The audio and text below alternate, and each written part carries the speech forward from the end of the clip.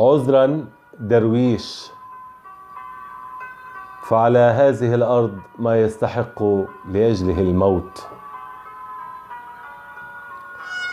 على هذه الأرض ما يستحق لأجله الموت.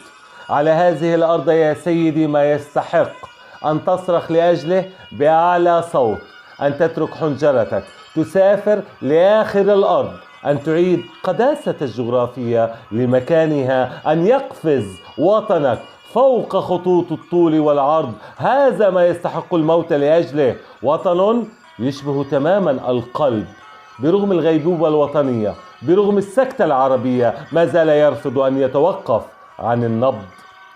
على هذه الأرض ما يستحق لأجله الموت.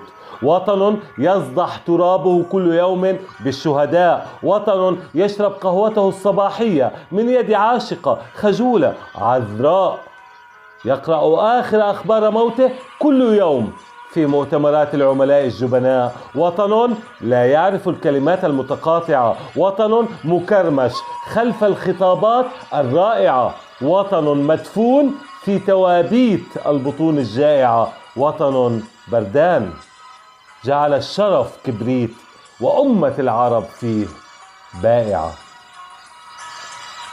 على هذه الأرض ما يستحق لأجله الموت. وطن معروف في أرض الخشب بالحجرة.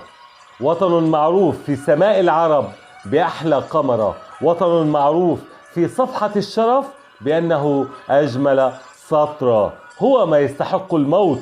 هو ظل الله في هذه الحياة. هو الكلمة الطاهرة التي تجف على كل الشفاه. هو الصلاة الكبرى التي لا يحتاج وضوءها إلى تراب أو مياه.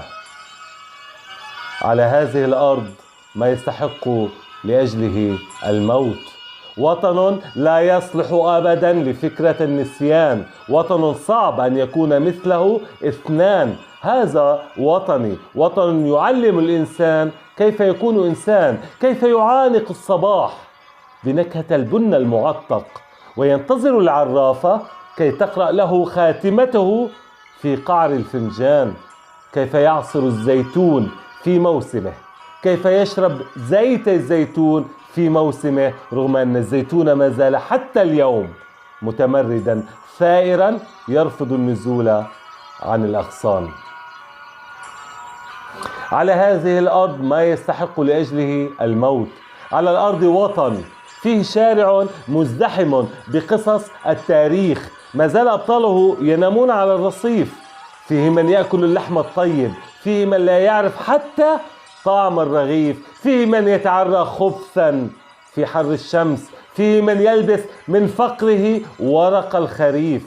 فيه خائن يصير وطنيا وشريفا وعفيف في زمن صار فيه الشرف كلمة حبلى بكل الاحتمالات والتعاريف. فسبحان الرب الذي يعرفونه بالمنتقم الجبار، وسبحان الرب الذي نعرفه بالرحمن اللطيف.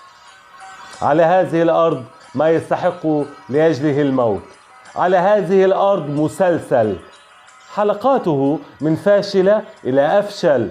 فيه عرب باعوا الماضي فلم يعد عندهم اليوم مستقبل.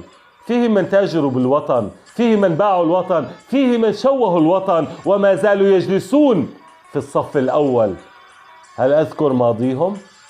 هل أفضح عناوينهم؟ هل أشير بسبابتي عليهم؟ ما فائدة التهمة في أمة لم تعد من الخيانة تستحي أو تخجل؟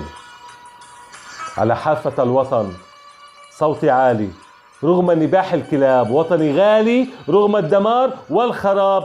سأغني لك يا وطن، سأغني لك في السر والعلن حتى أزف لك النصر من تحت التراب.